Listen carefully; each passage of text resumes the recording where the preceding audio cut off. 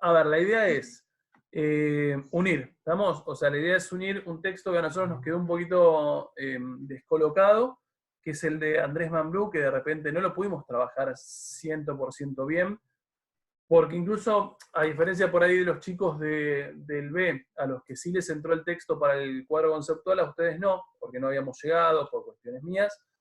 Entonces, mi idea era, bueno, el que lo leyó que no quedara ahí como sepultado, sino que lo pudiéramos utilizar para conectar con este.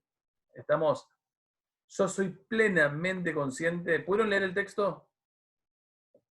Sí, yo soy plenamente contexto que el texto es sumamente flashero. ¿Estamos? Encima ustedes tienen un recorte del mismo, quiere decir que empeora. A ver, solo como una pequeña introducción para que ustedes más o menos entiendan. El texto es una introducción mía, o sea, en realidad, para que ustedes entiendan por qué lo doy. Primero porque coincide, porque uno lo puede como conectar con la materia. Segundo, porque a mí es un texto, yo le contaba un poco a los chicos del B, no, del B, pero del alemán, que a mí me pasó en algún momento, cuando leyendo este texto, lo leía ida y vuelta para rendirlo en el final de Historia Moderna de UBA, y me encontré yendo como unas interescuelas de historia que estaban en Bariloche, íbamos en micro, y dije, bueno, son 1000 horas de ida, 1000 horas de vuelta, mínimo leo algo para adelantar lectura. Y me pareció que era un texto brillante, pero brillante, me flashó la cabeza mal. Y en algún momento dije, este texto estaría buenísimo para poder darlo en algún momento y encontré en lo que es el marco de proyectos de investigación el espacio para poder darlo. Es súper flashero. Y de hecho hay momentos donde ustedes tienen que haber dicho como, ¿qué está diciendo este tipo? Y es correcto. Si les pasó eso, es correcto. No estoy diciendo tienen que haberlo entendido perfectamente. Pero así todo, un poco que los dejo hablar a ustedes. Hoy vamos a hacerlo un poco más horizontal. Mientras más horizontal esto, más divertido para mí. Me pongo en mudo porque los escucho.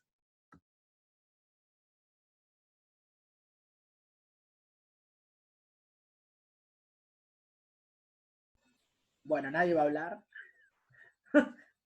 Bueno, voy yo, si nadie habla. No, bueno, un poco el texto lo que hablaba era esto, para resumirlo un poco, era esto de que lo comparaba al origen del universo, no, va, de la Tierra, lo que es la cosmología, si mal no lo recuerdo. Bueno, y lo comparaba con un queso.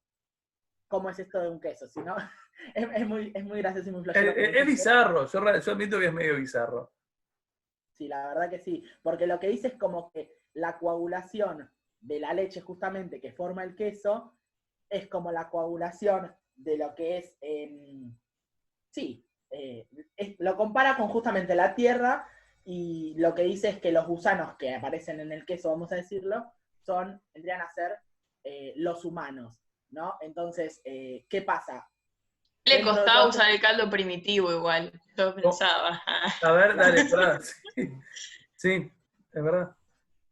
Sí, sí. Y bueno, a partir de estos gusanos, había uno que era como especial, por así decirlo, que era divino, pero que creo que decía algo así como que no, o sea, como que ambos dependían.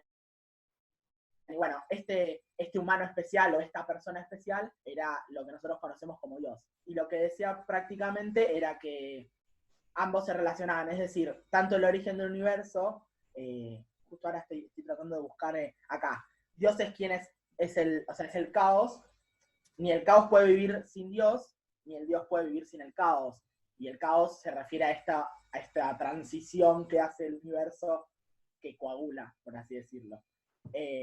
Entonces, bueno, nada, habla un poco de eso.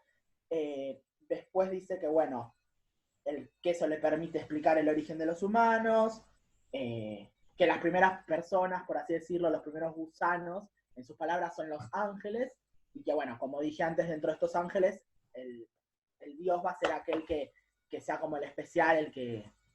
Pero decía en una parte, capaz a vos me puede ayudar porque ella se lo acordaba, que había una razón por la cual era elegido ese Dios. Vamos, Claro, a ver, dale, a ver que te dice... complementen, Agos, todo tuyo ahora. lo que dice es que todas las cosas del mundo van desde lo más imperfecto hasta lo perfecto. Y eso era lo que pasaba con Dios.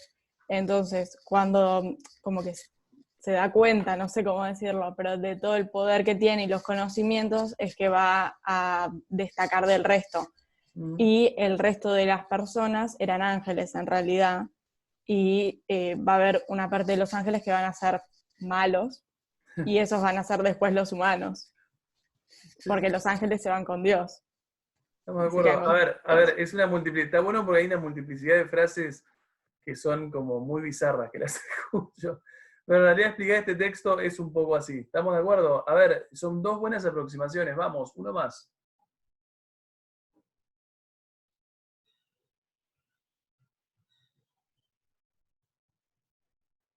Nada, así no selecciono yo. Que sea voluntario, no hay problema de que sea equivocado. Acá no hay mucho drama.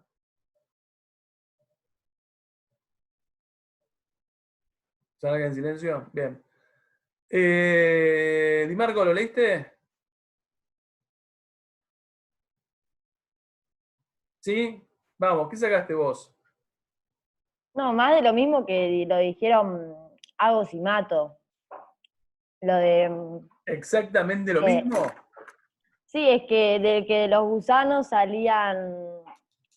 Igual no lo entendí mucho, porque es muy flashero y yo no comprendo bien los textos, pero que del queso salían los ángeles. No sé, no lo entendí mucho igual. Bien, Lucía, ¿lo leíste?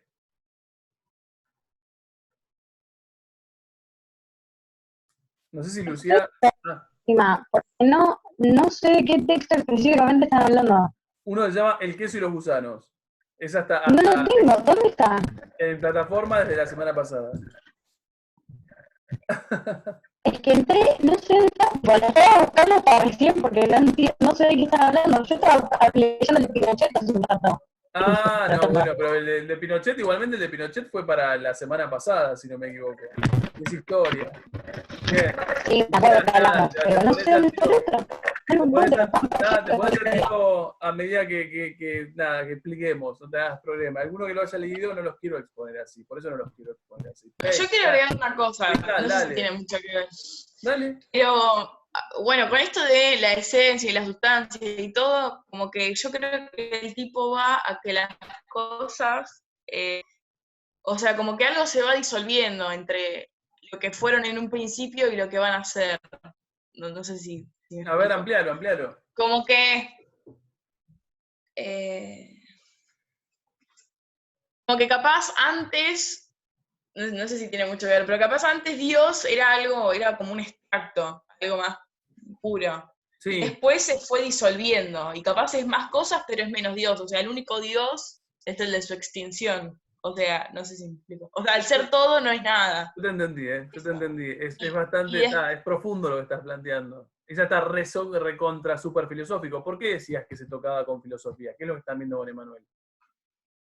No, estábamos viendo conceptos sí. de los presocráticos, y ellos hablaban también de la diferencia entre la filosofía y las demás ciencias, que las ciencias estudian como un recorte, y que la filosofía estudia como la totalidad de las cosas. Bueno, este tipo también un poco habla de la totalidad de las cosas. Total. No sé si es decirle universo, ser, existencia, porque lo que no existe también es, o sea, no sé específicamente lo que habla el tipo.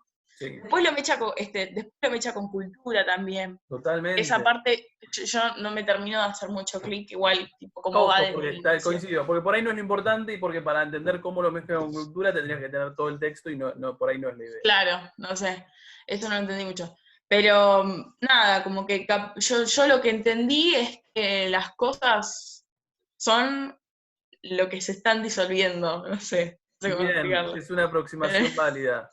Juliana, dale. Apex también tiene la mano levantada, ¿no? ¿O está así? Ah, la mano levantada. Cualquiera de las dos. Juliana, pues ya te dije, dale. Bueno, también el texto lo que habla es como que como no había una manera escrita de que quede esto por sentado, como que quede diciendo, bueno, este dijo el otro, como era todo oral, se empezaba a transgiversar toda esta información. Entonces cada vez había diferentes versiones. Entonces esto con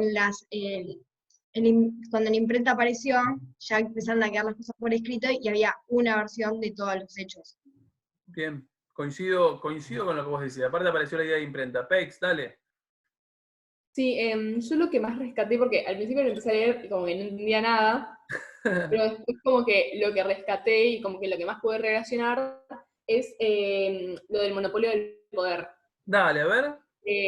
Por ejemplo, empieza hablando de que, porque hay un diálogo, y el diálogo, como que la gente de la iglesia estaba muy interesada por lo que decía, pero digamos que en ese momento la iglesia tenía el monopolio del poder, como tuvo muchísimos años. Coincido. Así que lo que decía la iglesia era palabra santa, literalmente. Ujú. Y viene esta persona con una visión más científica y no tan, no mitológica, pero no tan creacionista, lo dice en el texto.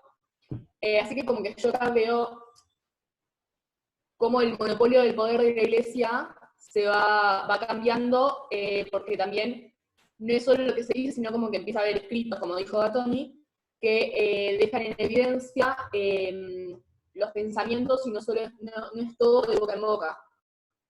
Nada, eso es lo que más rescaté, como que el cambio de poder y más del paradigma del monopolio de la iglesia que pasa a lo que es más científico, porque no me acuerdo cómo se llama, Menocchio se basaba mucho en lo cotidiano, y por ahí esta referencia que hace con lo del queso es algo que él mismo podría haber visto, o él mismo podría haber hecho, o sea, es como que algo más verídico y como que empieza a ser conocimiento más científico y no tan creacionista.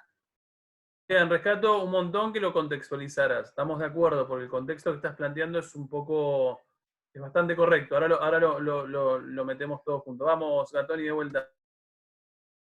No, y también con el tema que decía Fiamma de la iglesia, este hombre que no me sale el nombre, así que no lo voy a pronunciar, hablaba, Melocchio, hablaba, tipo, adjudicaba la creación de todo, no a un dios, sino al caos. Entonces eso es a lo que la iglesia le hacía ruido, que la iglesia siempre dijo que Dios creó el caos y todo, y Melocchio dice que es al revés, que el caos creó a Dios y a todo. Es por eso. Impecable, Mati, dale. Sí, es muy bueno el aporte, Gatoni. A mí con lo que dijeron Juli y Fiamma, que bueno, obviamente estoy de acuerdo, tipo, leí lo mismo y entendí lo mismo, también me gustaría como agregar algo que me surgió a mí cuando lo leí, que creo que lo da a entender, pero quizás, nada, capaz lo entendí mal, y es esto de que cuando estaba la manera de comunicar las cosas oralmente, por así decirlo, si bien como dijo Juli, las cosas se tergiversaban, la información se tergiversaba, existía también esto de que todos podían como saberlo, porque todos podían comunicarse, por así decirlo, digo, o la gran mayoría. Pero cuando llega la imprenta y cuando llega la manera textual de decir las cosas o de dejar sentadas las cosas, nada, pasa esto de que si bien es más oficial la información, también es una realidad que la empiezan a poder leer solo unos pocos porque estaban escritas en latín. Eso es lo que yo rescaté. Sí, coincido con vos. Les hago una pregunta. Para aquel que por ahí lo leyó, ¿cuál es la estructura del texto?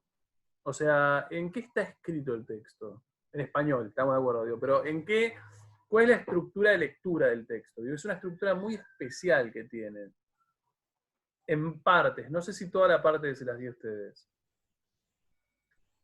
A mí lo que me llamó... Que hay una parte que es como en diálogo. Es en diálogo. No me acuerdo cómo se hablaba en el término de literatura. Creo que es... bueno, no voy a... Igual yo te voy a decir en diálogo, porque no sé el término de literatura. Así que sí, coincido con vos. Es en diálogo, es un diálogo. La pregunta ¿es un diálogo de qué? ¿O entrevista. ¿Entre? Yo lo noté como una entrevista. No sé sí, es que en realidad es una pseudo entrevista. Porque en realidad es un poquito más profundo. A ver, es una especie de entrevista, pero en realidad es a ver, Menocchio lamentablemente muere. ¿Estamos? A Menocchio lo mata la Iglesia Católica. En realidad es un juicio. ¿Estamos? O sea, es un juicio inquisitorial. ¿Qué quiere decir que es un juicio? ¿Qué es la Inquisición? Cuando se acusa a alguien hereje. Ahí está. La Inquisición en realidad es medieval, pero para aquel que no sepa, lo necesitamos para entender qué es esto. La Inquisición es un tribunal de justicia católico que adquiere muchísima fuerza en el siglo XVI, después de la Reforma Protestante. Y lo que hacen es perseguir a los que se consideran herejes. Estamos hereje considerado como cualquier persona que cree o que tiene prácticas que de alguna manera lo que hacen es desviarse respecto a lo que la Iglesia Católica considera que tiene que ser. Bueno, ¿Estamos? a Aristóteles le pasó eso. No la Inquisición ¿O no? católica. ¿No lo persiguieron? Pero no católicos. Pensá que Aristóteles está como varios siglos antes que del nacimiento de Cristo. O sea, no es la Inquisición católica. La Inquisición católica es siglo XV, siglo XIV, siglo XVI, muy fuerte en España. Los tipos han llevado a la muerte a brujas. A ver, la quema de brujas de la Edad Media es de la Inquisición. Protestantes, judíos. Y de repente nos encontramos que también lleva a la muerte a un tipo como Menocchio, que en realidad cuando uno lo mira, a mí siempre me pareció como un tipo muy, muy simpático, no le voy a mentir. Y en realidad es porque, a ver, es como una situación medio paradójica. ¿Por qué es? Porque Menocchio murió en manos de la Iglesia Católica, y porque como es un juicio, la Inquisición al final y al cabo es un juicio, lo que ha hecho al ser un juicio es tener como anotaciones, o sea, son documentos que se guardan, es porque la Iglesia Católica mató a este tipo, que nosotros en el siglo XX o siglo XXI tenemos acceso de poder saber quién fue. ¿Se entiende el planteo? Si no lo hubiesen matado, si no lo hubiesen enjuiciado y si finalmente lo hubiese muerto, por ahí no hubiese habido un registro de la existencia de un tipo como Menocchio, y eventualmente si no hubiese habido existencia de esos registros, nadie de nosotros estaríamos jamás suponiendo que hubo un tipo así. Dale, Mati. No, perdón, me quería corregir a mí mismo porque dije una burrada y me refería a Galileo Galilei. Cuando dice Galileo, sí. Y pur se mueve, no lo sé pronunciar muy bien en italiano, pero cuando les dice eso, como diciendo que en realidad sí, ya, o sea, cuando planteaba el centrismo. Nada, quería corregirme para que... Coincido, no era Aristóteles, pero Galileo sí. Sería un personaje contemporáneo a Galileo. Estamos recontra de acuerdo. A ver, para entender este tipo, lo que hay que hacer es jugar un poquito con como el periodo temporal, por decirlo de alguna manera. Y ahí vamos al texto de Andrés Mambrú. A ver si alguno lo recuerda, porque la realidad es que yo soy consciente que es un texto de hace un par de semanas atrás y que los pueden recordar como pueden no recordarlo. ¿Cuál es la función de ese texto? Voy a sacar esto por ahora. ¿Qué hacía el texto de Mambrú? ¿El de Kuhn? No, el otro. El que hacía como un recorrido temporal desde antigüedad a Edad Media. Eso es. Yo lo tomé como un recorrido histórico del concepto de conocimiento y... Nada, eso. Es eso, dale, ¿te acordás alguna referencia? Es un recorrido histórico muy sencillito, sacándole todo lo filosófico, de lo que sería el conocimiento y las diferentes formas de aproximarse y hacer conocimiento. ¿Te acordás alguna cosa de ese texto? Dale, todo tuyo, Tiziana. Más o menos, porque lo leí hace bastante, pero me acuerdo que, bueno, pero me acuerdo que habla, tipo, hace como el recorrido del modelo geocéntrico, heliocéntrico, cómo pasa por Aristóteles, Platón, después por Galileo, el cuestionamiento a Galileo, los instrumentos que él usa, como que, por eso repito, como que este recorrido histórico y todos los cuestionamientos que se le hacen, y que hoy en día son como ejemplos, digamos, o figuras del conocimiento científico. Sí, coincido. A ver, ahora sí vamos al texto, al grafiquito este. Dice Tiziana, y está muy bien, el texto lo que hace es una especie de recorrido histórico que contextualiza como diferentes formas de conocer, ¿no? O sea, o diferentes formas a través de las cuales en diferentes momentos se ha hecho o se ha producido conocimiento. A ver, si uno mira, obviamente lo estamos súper simplificando, pero lo vamos a necesitar. Si uno mira, lo que el tipo te dice es, en cada momento histórico hay una forma determinada de aproximarse al conocimiento. En tanto, hay una premisa que es básica y que es obvia, y que es, todas las sociedades del mundo, desde que son sociedades, tienen necesidad de conocer. ¿Estamos? Se preguntan, no tienen los mecanismos por ahí para tener respuestas un poco más científicas, pero eso no deja de ser cierto. No por eso deja de ser cierto que quieren conocer y explicar cosas. El tipo dice, obviamente lo estamos, repito, súper simplificando, pero por lo menos ponemos edad antigua, que es lo que trata, edad media y edad moderna. ¿Estamos? Obviamente después sería lo contemporáneo, que es más lo nuestro. ¿Qué es lo que dice? Él se fija y dice, a ver, edad antigua, el tipo te dice, obviamente, nosotros sabemos en Grecia de la antigüedad, en Roma y demás, pero particularmente en Grecia, y por ahí con Emma lo pudieron ver, tenés como toda esta explicación de decir, bueno, a ver, en Grecia surge el conocimiento, surgen diferentes ramas de disciplinas. De hecho, uno, no es en Grecia, digo, pero en la antigüedad, con Heródoto, uno marca el origen de la historia como, no como disciplina profesional, pero por lo menos como alguien que se dedica a hacer historia. Tenés, no sé, los teoremas, se me ocurre decir de Pitágoras, pero es el único que conozco. Y recuerdo de aquella época, pero sí tenés un montón de avances en lo que es ciencia y que uno identifica en esta cuna de la civilización que es Grecia. Lo que el tipo te dice es, ojo, que este tipo de conocimiento de la antigüedad no es un conocimiento científico. Y de hecho lo que él te dice es, lo que prima en la antigüedad griega, perdón, movilá la silla, lo que prima en la antigüedad griega son explicaciones de tipo mitológicas. Es decir, sobre todo en lo que es las ciencias sociales, acá lo que hay, no digo todo, no digo siempre, pero lo que prima es el mito. ¿Qué es un mito? Una explicación de fenómenos naturales, por medio de dioses, por ejemplo. Tal cual, dioses, seres sobrenaturales. Científicamente. ¿Cómo, Mati? Que no está explicado científicamente. Nada, cero explicación. De hecho, el mito tiene una característica, no sé si alguna vez vieron mito en literatura, digo, pero el mito generalmente es atemporal. ¿Viste? Es como en algún momento, imagínatelo vos cuando. Repito, no solamente la cuestión de dioses, sino que tiene que ver con cosas sobrenaturales que aparecen en la misma explicación del mito. Vamos a ver. En general, hay una tendencia durante muchos años, muchos siglos de esa antigüedad a que se vuelva todo mitológico. Cuando uno pasa a la Edad Media, lo que se encuentra es que la Edad Media es la edad por excelencia del predominio de ¿quién? ¿Qué institución? La Iglesia. La Iglesia. ¿Estamos? Esto es la Iglesia Católica. A ver, una Iglesia Católica que nosotros sabemos que existe, no sé si alguna vez lo vieron, digo, pero ¿desde cuándo existe la Iglesia Católica? No quiero tirar rayos, personalmente. A ver, la Iglesia Católica es una iglesia, ¿el nombre completo cuál es? Iglesia Roma, Católica Romana. en Roma. Bien, a ver, Iglesia Católica Romana. Ahí me hizo el clic. Sí. A ver, quiere decir que en realidad es, o fue durante los últimos 2 siglos del Imperio Romano, fue la religión oficial.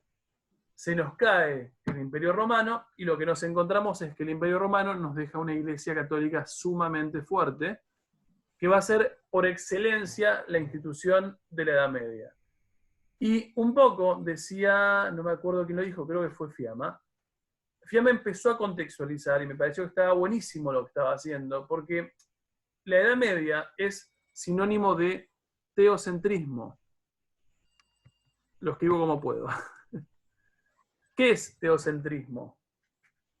Se centran en la creencia, en el dogma religioso, por así decirlo. Sí, En pero Dios, ahí Que está, Dios es todo. Dios.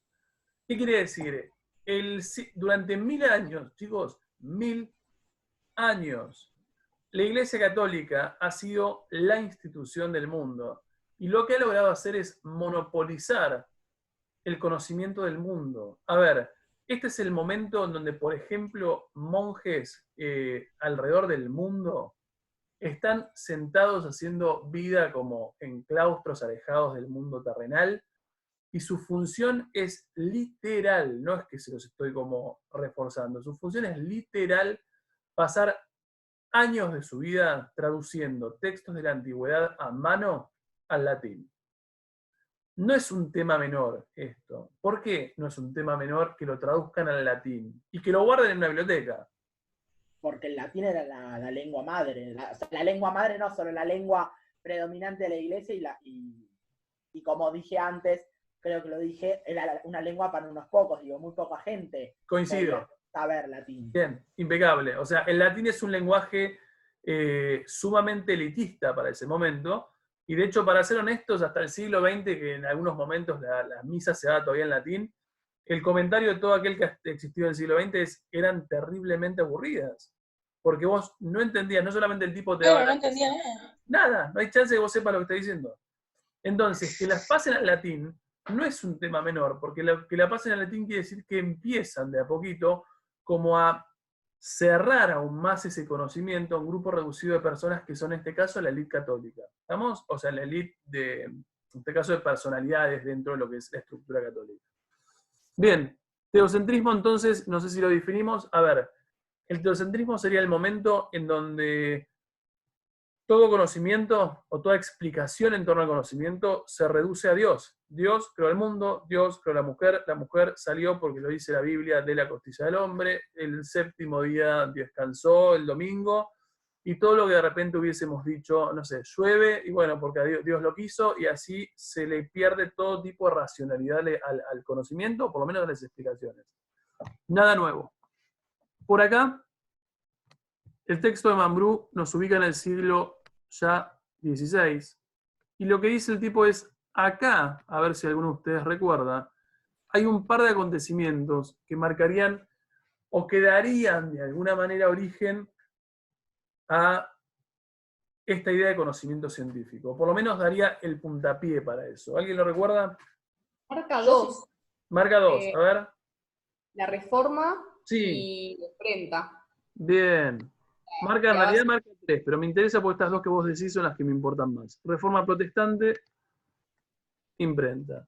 A ver, Reforma protestante. Esto es historia de segundo, no tienen por qué recordarlo, la verdad. ¿Alguien sabe? Porque por ahí lo saben desde saberlo, qué es la Reforma protestante. Sí, se divide. Esto de que cambia en Inglaterra. Es una de las Por el tantas. rey. No es la de Inglaterra la que está pensando, pero Inglaterra me ok. sirve. Esta es Lutero. Martín Lutero. Es Alemania, pero sí es verdad que en Inglaterra tenés como la ampliación de esa reforma con Enrique VIII. Digo, pero la de Lutero, ¿alguien recuerda quién o sabe quién es Lutero? Lo vimos, claramente lo vimos en segundo. Era cuando, o sea, no sé bien, no me acuerdo bien cuál era el digamos, lo que decía la iglesia protestante, pero fue cuando la iglesia toma como una ruptura, más que una ruptura, una división, como ocurre en cualquier institución, creo yo, con tanto poder.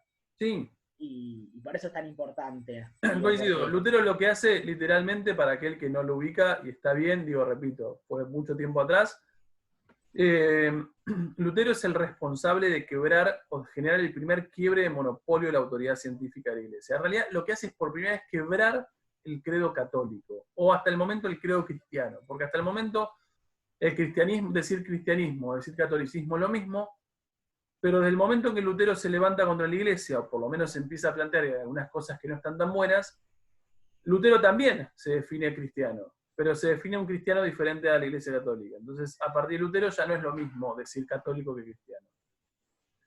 Ahora, ¿qué es lo que hace Lutero? Lutero es un monje, es un personaje que vive en las afueras, en este caso de Alemania, en los campos, como viven los monjes. El tipo está muy acostumbrado a una vida austera, muy tranquila, muy humilde, porque los monjes viven así. Y en un contexto, yo no sé, creo que es principios de 1500, lo que el tipo hace es viajar a Roma, y lo que se encuentra en Roma es un panorama como terrible. Lo que se encuentra en Roma es, saco esto un toque, lo que se encuentra en Roma es un nivel de libertinaje, unas fiestas que organizaban los papas, pero fiesta, a ver, estamos hablando de derroche feo, o sea, cosas que en realidad uno en nuestra cabeza no asociaría con la iglesia. Cuando él encuentra esa situación en Roma, automáticamente se siente como conmovido y empieza a escribir lo que después se conocen como las 95 tesis. Las 95 tesis de Lutero son 95 ideas críticas a la Iglesia Católica muy duras, y lo que él escribe son 95, entre esas 95 cosas son como un par de cosas que deberían ser la iglesia. ¿Vamos? O sea, es una crítica y de alguna manera como no me sale la palabra, como un plan en función de organizar una iglesia diferente. ¿Qué es lo que me importa de Lutero? Lutero critica una de las cosas que más fuertemente critica es algo que se llamaba como el monopolio de interpretación de la Biblia. ¿Qué es lo que él dice? De hecho, nosotros lo podemos ver aquellos que en algún momento han ido a una iglesia católica o a una misa. ¿Quién interpreta la Biblia? ¿Quién interpreta la palabra, la lectura? El cura. El cura. No te dice, Fiamma, ¿vos qué pensás sobre la palabra? En realidad quien lo interpreta es el cura. A ver, ¿qué es lo que él dice? La interpretación está como monopólica por parte de la iglesia, o de los miembros de la iglesia. Lo que él dice está mal. Y lo que él hace es quebrar esto y plantear que es posible la libre interpretación de la Biblia. Ahora, para que sea posible la libre interpretación de la Biblia, hay un problemita. La Biblia está en latín. Entonces, uno de sus aportes en todo esto es traducir la Biblia del latín al alemán. Cuando él traduce... Ahí rompió con todo el monopolio cultural, la burocratización. Le pegaron un tiro a ese que hicieron. Es un tiro muy piola que da. Si vos lo ves desde el punto de vista de masificar la información, si vos querés hacerlo, por lo menos dedicate un tiempo para bajar estos textos o este texto madre a gente que lo entienda. Y a eso, que no me parece que es menor, por eso una cosa muy pava, pero que no es muy pava, si el tipo traduce la Biblia del latín al alemán, y a eso le sumamos que Lutero es contemporáneo a la imprenta, ¿qué es? ¿Por qué es potencialmente explosivo esto? Y porque más gente puede, ahora todo el mundo puede llegar al contenido, al conocimiento. Bien. Es justo lo que quería. Tal cual. O sea, se perdió ese monopolio de la autoridad. Bien, a ver, porque el monopolio de la autoridad es muy fácil cuando vos sabés retenerlo, ¿no? Cuando vos sabés que, tenés un texto traducido, un idioma que solamente ustedes o un grupo de ustedes manejan, y encima vos sabés que traducir un libro, o sea, copiar un libro, en realidad los monjes tardaban meses para copiar un libro, lo cual tiene sentido, porque imagínense ustedes, un tomo así de, no sé, de Aristóteles, traducido al latín para pasarlo... Para hacer un nuevo texto. Digo, estamos hablando de horas y horas y horas y horas de tu vida escribiendo un texto. La imprenta lo que le va a generar a esta gente es una cuestión de inmediatez. O sea, no quiere decir, no es la imprenta, no es una fotocopiadora tal cual la conocemos nosotros. Digo, pero si pasamos de meses de hacer... Es con unos bloques, ¿no? ¿Cómo? Era como con unos bloques, ¿no? Es con unos bloques, pero lo cierto es que por ahí, no sé, no te quiero tirar una fecha que no sea cierta, digo, pero por ahí en una semana tenés un texto entero, por ahí menos. O sea, quiere decir, si le pones mucha onda, por ahí acortaste los tiempos y lo que vos permitiste una vez que traducís es que muchos tengan acceso a eso, ¿vamos? O por lo menos de manera más rápida. ¿Por qué me importa esto? Porque en realidad, cuando uno mira este contexto de Andrés Mamnú nos marca, este contexto de acá, es un contexto ideal para dar riendas sueltas a lo que es la racionalidad y el conocimiento científico. Porque mientras más textos aparezcan, y mientras más masivo sea su aparición, más chances hay para que la gente común y corriente tenga acceso a esos textos. Y por lo menos que los lean. ¿Por qué me parece fundamental? Y ahí vamos y cruzamos automáticamente con velocidad increíble a Menocchio. Pregunta. ¿Es un campesino común y corriente? No, porque sabe leer y escribir. Y también lo que hace él es simplificar esas cosas que él lee y escribe para que todos lo puedan entender. Como esto de cosas de la vida cotidiana, ponerle lo del queso. Sí. Entonces lo simplifica. Dale. Lo simplifica y después más al final del texto lo que dice es como que a la gente que tiene poder no le conviene que todos sepan leer y escribir. Coincido con vos. A ver, ¿por qué te parece algo que no es un dato menor? ¿Y por qué es algo que por ahí cuando uno lo lee por primera vez no le parece tan importante? Pero el hecho de que el tipo, que sea un campesino, que sepa leer y que sepa escribir, es absolutamente excepcional. En un mundo, porque uno a veces no lo piensa, digo, estamos hablando 400 años atrás, un poquito más, en un mundo, es un océano de analfabetos. ¿Estamos? O sea, el mundo en 1600, 1700 es un océano de analfabetos real. Entonces, en ese océano de analfabetos, que te encuentres un tipo que sabe leer y escribir, es una excepcionalidad muy piola. Y si uno sabe que sabe leer y escribir, de hecho yo no sé en el fragmento que ustedes tienen, digo, pero cuando uno busca en otras partes del libro, les dice literalmente lo que él leyó. Te das cuenta que en realidad Menocchio, por más que no se los diga abiertamente o no lo sé, es hijo de este contexto. Difícilmente lo hubiésemos encontrado si no hubiésemos contextualizado qué es lo que él está pensando o qué contexto le permitió pensar lo que él está pensando. ¿Estamos? A ver, en tanto leyó, es un tipo curioso. Y en tanto es curioso, ¿en qué empezó a dudar? Claramente en la centralidad hacia una divinidad sola. O sea, Claro, que lo era el monopolio de la autoridad que predominaba. A ver, duda de Dios. No duda de Dios, sino de Bien. la centralidad que este tiene. O Bien. sea, lo que pasaba era que estaba el teocentrismo y ahora empieza a haber algo que se llama antropocentrismo, que es, bueno, justamente la centralidad del hombre. Bien, genial, me parece una buena aclaración. No duda de Dios. A ver, si uno buscar, y de hecho lo podés encontrar a lo largo del texto, Menocchio es un católico, ¿estamos? O sea, él no deja de ser católico. El único problema que tiene Menocchio es que en tanto leyó y se fue instruyendo de a poco, le empezó a quedar un poco corto la explicación de que Dios creó el mundo. Entonces, como le empezó a quedar un poco corto, empezó a intentar razonar a través de esas lecturas, y lo que intentó explicar es, bueno, a ver, si Dios no creó, ¿cómo en base a lo que yo fui leyendo se creó el mundo? Porque eventualmente también quiere saber cómo se creó el mundo. Y ahí sale, a ver, no es casual que el texto se llame El queso y los gusanos. Ahora, ¿cuál es su explicación del mundo? Del origen del mundo. Sí, Los ángeles ayudar. Al principio era todo un caos. Bien, dale, Alfonsina, todo tuyo. Al principio, ese es el primer empujón para entender a Menocchio. Lo que él dice es, al principio es todo un caos. O sea, así se lo imagina él. ¿Qué dice después de ese caos? No sé si está bien, pero es que la tierra, el agua y el fuego estaban todos mezclados, como unificados, y que, bueno, como también había dicho Mato al principio, que Dios y el caos van de la mano, van juntos, no es que se encuentran separados. Que primero existió el caos y después llegó esta... yo la anoté tipo en cita. Ubicaros en página para que si lo tienen, lo marquen también. No lo tengo en página. No hay problema.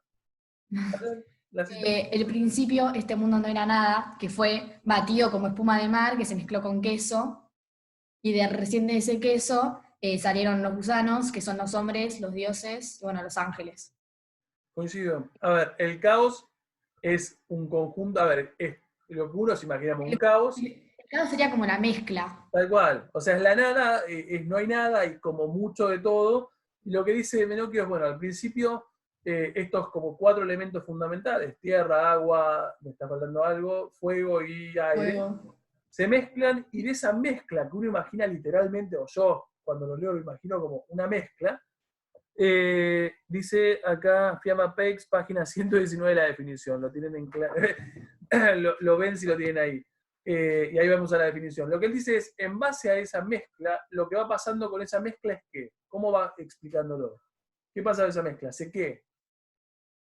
Ya apareció el concepto hace rato. Se va coagulando. Se coagula. Se va unificando. Ahí está, se va como de esa mezcla, se va coagulando, se va como solidificando, y de esa solidificación, ¡tuc!, nos queda un queso. ¿Vamos? ¿Qué es ese queso? El mundo. El mundo. El origen. El origen, ahí está. El origen es todo eso que da origen a ese mundo. Ese queso, ¿cuáles son los próximos pasos? Cortarlo. Dios. No, Gusano. cortarlo Gusano. nosotros. Los gusanos. No, Dios no.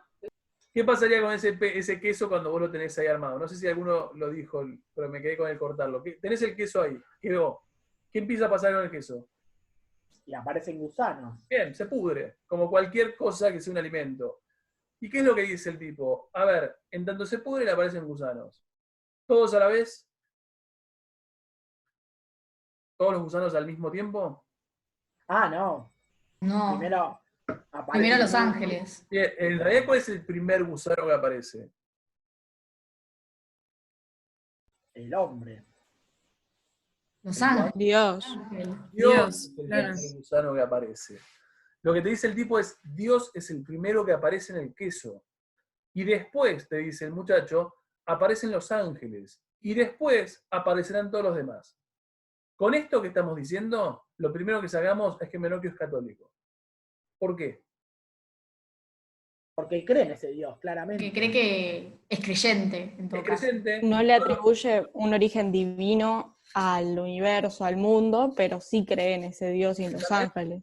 Es más, el tipo se pone, a ver, el tipo le dedica tiempo para explicar que de todos los que salen, la jerarquía, o sea, jerárquicamente Dios es el primero. Entonces, ahí vos te das cuenta que el tipo sí es católico.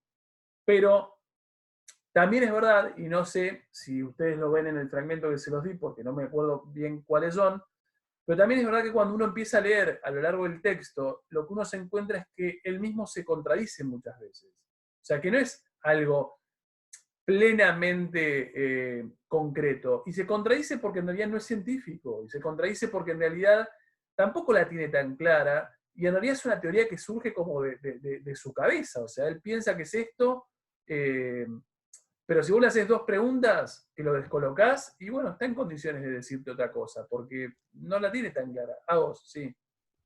Perdón. Claro, es que es más, cuando este inquisidor le empieza a hacer las preguntas, él como que va tomando otras cosas o va diciendo que el origen fue distinto, con eso que yo dije al principio, de que los ángeles, bueno, una parte se fue con Dios y la otra parte son los humanos que quedaron y eso. Es que tampoco Pero lo tiene también, claro él. claro, por eso. Y él también dice de Dios, el Espíritu Santo y Cristo, y que esos también están en un orden jerárquico de cómo surgen. Coincido. De hecho, Católico. a mí siempre me da la sensación, repito, no sé si en el fragmentito ustedes tienen, se puede como visualizar, digo, pero en realidad, más que juzgarlo, en realidad, obviamente lo están juzgando, ¿no? Digo, pero más que juzgarlo, yo te diría que hay un montón de momentos del libro en donde te deja como con mucha claridad que en realidad los sacerdotes que están en esa orden inquisitorial les está intrigando. O sea, no es que es, a ver, desde ya que lo están criticando y que lo están juzgando, digo, pero el dato es, hay preguntas y repreguntas, porque tampoco a ellos, como sacerdotes de la Inquisición, les está quedando claro si es tan grave lo que está diciendo. Porque no es que dice, che, no hay Dios y Dios no existe y bla. Está diciendo, sí, bueno, entonces, de hecho, no, creo que no lo tienen tampoco en su parte, digo, pero el tipo lo que tiene son 3 juicios de Inquisición. ¿Estamos? O sea, 3 veces. La primera vez lo escucharon y eventualmente dijeron, loco, no lo digas más, no lo manifiestes, nos parece que no está buena tu teoría, fíjate que esto, y le dan una palmadita en la espalda y dicen, loco, andate, que no te encontremos de vuelta. Y lo que pasa es que Menocchio eventualmente es curioso, y entonces tendrá un segundo juicio, y eventualmente tendrá un tercer juicio, y en ese tercer juicio muere. Porque es como que la Inquisición dice, bueno, loco, pero tenés antecedentes. Hoy sería tenés antecedentes. A ver, ¿qué es lo que me interesa de este tipo? ¿Por qué? A ver, entendemos lo que dice, entendemos su concepción, entendemos el contexto. Entendemos por qué molesta, ¿estamos de acuerdo? O sea, entendemos que la molestia se genera un poco por su concepción de creación, ¿estamos? O sea, para aquel que de repente no está entendiendo, pero entiendo que sí lo están entendiendo, cuando uno mira una explicación teocéntrica, es Dios, todo. ¿Estamos de acuerdo? Cuando uno mira la explicación de Menocchio es caos, o sea, casi generación espontánea, Dios, todo. Es una pavada, repito, sigue siendo importante para él. Sin embargo, esto es lo primero. Entonces, como eso es lo primero, y no es Dios el que empuja esta primera ficha de dominó, se vuelve complicado para el resto de la Iglesia Católica, porque entiende que lo que está creando es como una especie de pensamiento independiente. Ahora, ¿por qué es importante, o cuál es el miedo de la Iglesia Católica? Los vuelvo a dejar a ustedes. Y que la gente le crea a él, que empiecen a dudar. Tal cual, pero coincido, que la gente le crea a él y que empiecen a dudar. ¿Pero por qué? ¿por qué la gente le creería a él? Y pienso en el tipo de lenguaje que el tipo utiliza. Porque Porque busca sabe algo leer, cotidiano para escribir. explicarlo. Bien, Busca algo que todo el mundo en ese momento hacía, que era el queso. Entonces coincido. algo que todo el mundo pueda entender. Impecable, Tony. A ver, porque en realidad el tipo explica con lenguaje cotidiano. El tipo es un campesino, más allá de que sepa leer y escribir. Y el tipo lo que hace es explicar, a ver, incluso metafóricamente hablando, yo creo que no es casual que el libro se llame El queso y los gusanos, porque él entiende que puede explicar con herramientas cotidianas, a ver, de su cotidianidad campesina.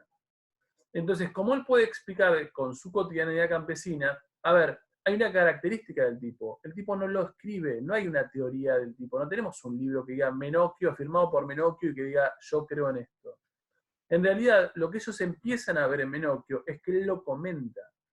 Y que lo comenta con amigos, familiares, terceros, no sé, se fue al mercado y si es curioso y charla con alguien y dice, no, pues yo creo que esto. Y en realidad lo que la Iglesia Católica empieza a ver es que este tipo tiene un lenguaje muy familiar para esos campesinos, metáforas muy cotidianas para ellos, y que potencialmente esas metáforas cotidianas y muy accesibles pueden ser potencialmente un problema. ¿Se entiende? A ver, también es verdad, y volvemos al mapita, que por ahí no lo escucharon en su vida, y estaría muy bien. ¿Alguien sabe lo que es la microhistoria? No, ya empecé a dibujar mal. ¿Alguien les suena? ¿Qué les suena microhistoria? Lo escuché, pero no sé qué es. Concisamente. ¿Alguno? Digamos. Bueno, igual estoy dibujando mal, porque no tendría que dibujar América. Vamos a Europa, ¿no? ¿A qué le suena igual a Microeconomía, pero con la historia, ¿Cómo, con cómo? análisis, recortando. Microhistoria, dijiste, profe. Microhistoria, sí, es una. Sí, a ver. Como un análisis un poco más global de la historia, o todo lo contrario, capaz. ¿A qué le suena No sé. micro? No, al revés, justamente. A mí yo porque lo relacioné con la economía, pero viste que la economía Pero capaz es al justamente, revés, porque macro es más específico y Sí. de un sector. No, Micro es más amplio, macro entonces es capaz todo, microhistoria es como la macro. Macro es todo. Claro, es al revés. En macrohistoria es todo, macroeconomía es toda la parte como un poco más amplia, microeconomía es como. Lo específico de una empresa, ponele. Claro, cuando haces Zoom, por ejemplo. Sí, eso. Zoom no, Zoom, ¿no? Zoom de. Bien, a ver, microhistoria, para que uno entienda el planteo de este tipo y vea que es un poco más complejo de lo que uno supone. Menocchio es un tipo de, si yo sé que es Piamonte, si no me equivoco, pero no lo recuerdo. Es italiano, ¿estamos? Hoy sería italiano el tipo. Ubicamos la región cualquiera, porque no sé dónde, si fuese de Piamonte tampoco sé dónde está. Acá vivió Menocchio en el siglo XVI. ¿Estamos? ¿Cuál es el planteo de Ginsburg? Que me parece que es... perdón, entienden que es Europa eso, ¿no? Sí. ¿Está? Digo, este es el Mediterráneo, por las dudas que no. Esto de acá es Mediterráneo. Entonces, decíamos, uno mira así y dice, a ver, el planteo de Ginsburg, porque uno podría decir, che, o sea, ¿le dedicaste todo este libro a un tipo, un fulano del siglo XVI? Pero en realidad, Ginsburg es un personaje que se conoce, es un historiador que se conoce como uno de los padres fundadores de un paradigma de la historia que se llama la microhistoria. ¿Qué es lo que el tipo dice? A ver, nosotros tenemos acceso a este muchacho, y tuvimos acceso a este muchacho en la región norte de Italia de casualidad. O sea, y ahí volvemos a lo que decíamos al principio.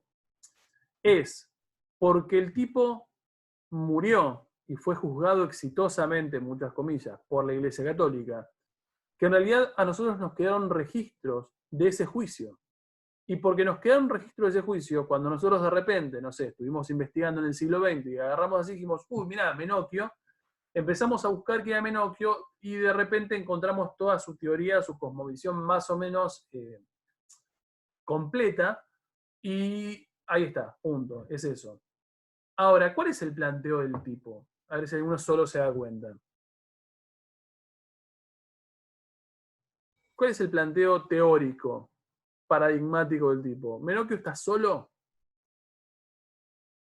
No, que esto incluye a todo. No, habla de muchas partes del mundo en la que empiezan a pensar de esta manera. Bien. Como que simultáneamente. Bien, ¿por qué es fundamental esto? Lo que él dice es, a ver, si existió un Menocchio, es sumamente lógico que también exista otros Menocchios a lo largo de Europa. Estoy pensando acá, acá, acá, acá, ¿Y acá. por qué no a lo largo del mundo? ¿Por qué no a lo largo del mundo? No Yo Asia, obviamente. coincido Asia. plenamente. Lo que pasa es que estoy pensando por ahí en lugares que sean como de hegemonía fuerte de la Iglesia Católica. Entonces, lo que el tipo dice es, este tipo llegó a nosotros, porque en realidad lo han condenado. Pero el planteo de Ginsburg es, y por eso es microhistoria, es, en contextos similares a los de Menocchio, en realidad es más que obvio que han existido un montón de otros campesinos similares que no con el queso y los gusanos, pero seguramente hayan intentado explicar el origen del mundo de una manera menos teocéntrica.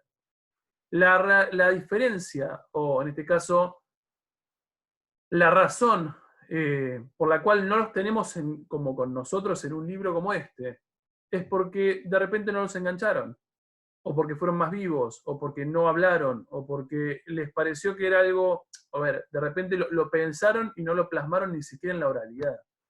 Entonces lo que él dice es, no pensemos que esto es una excepcionalidad en la historia del siglo XVI.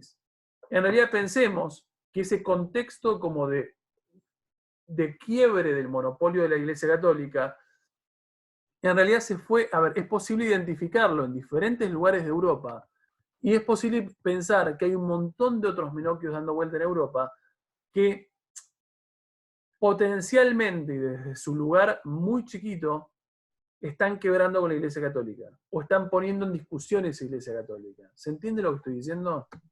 Pregunta. Dale, ¿se entendió el planteo? Digo, esto, un segundo, ahí va, Mati. Esta es la idea de microhistoria, o sea, vos analizás un caso específico, haces un zoom en el caso específico, que es él, sin embargo entendés que en un contexto similar, otros campesinos probablemente llegaron a generar un cuestionamiento de la Iglesia Católica. La diferencia es que a nosotros nos llegó este muchacho porque lo condenaron, pero hay un montón de otros campesinos que no fueron condenados porque no fueron encontrados, pero no quiere decir que no hayan existido.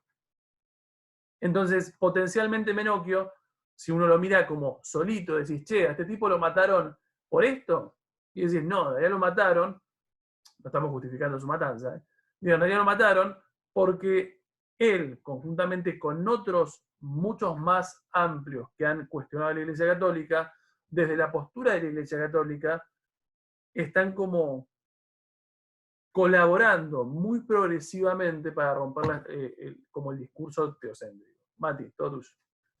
No, eso te iba a preguntar un poco, nada, como a ver si lo había entendido, pero sí te iba a preguntar lo que dijiste. Bien, ¿cómo lo entendiste? Dale.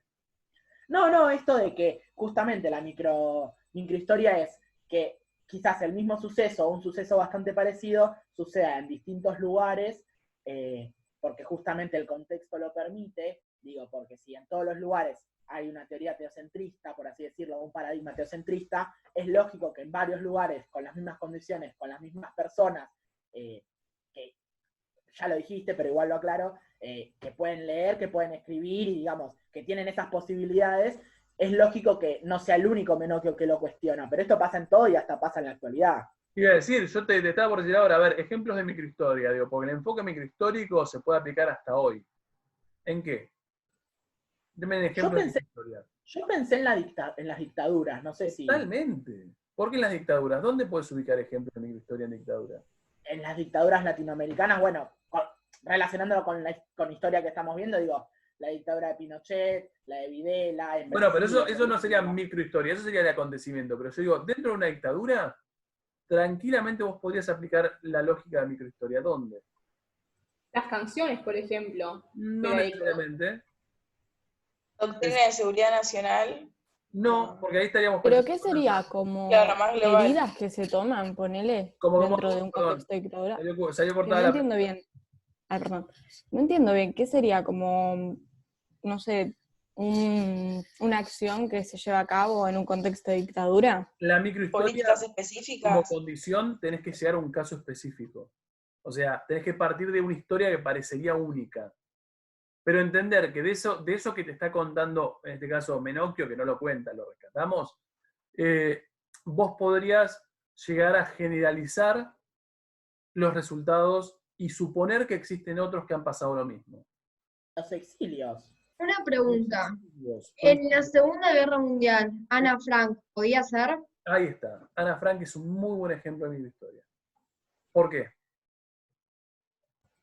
Tiene como una historia re excepcional que vos decís, esto no puede pasar en ningún lado, y hay muchos casos de judíos que se tuvieron que esconder como ella en Coincido. lugares inimaginables. Coincido. De hecho, vos tenés en el caso de Ana Frank, tenés en teoría, yo siempre digo en teoría porque no sé si alguna vez lo leyeron, digo, pero me parece como excepcionalmente bien escrito para una nena de tan poca edad, pero suponemos que sí lo escribió ella. Ahí tenés un buen ejemplo de microhistoria, porque vos sabés que ella, a ver, lo que ella padeció en su escondite durante tantos años, en realidad lo sabemos porque ella era excepcionalmente buena, al parecer escribiendo, una piba como muy letrada, muy curiosa. Digo, sin embargo, en realidad, ese padecimiento uno podría llegar a imaginarle un montón de otras Ana Frank que no escribieron y que de repente estuvieron ahí. A ver, a mí se me ocurre un poco decían lo del exilio.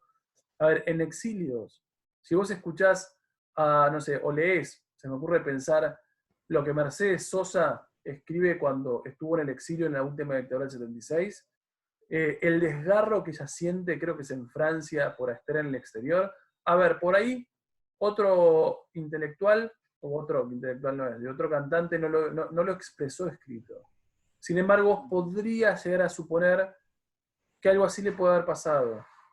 O mismo en literaturas, no me quiero meter mucho con la monografía de Julie, capaz ya lo puedo explicar, pero pasa en distintos países, digo, está Benedetti y después tenés a Allende, la familia de Allende que... Coincido. Igual, ojo, porque ahí estás metiendo como con también un poco más amplio. Yo lo pienso a nivel como historias de vida. A ver, pienso en los desaparecidos, los 30.000 desaparecidos en Argentina. Se tildaron.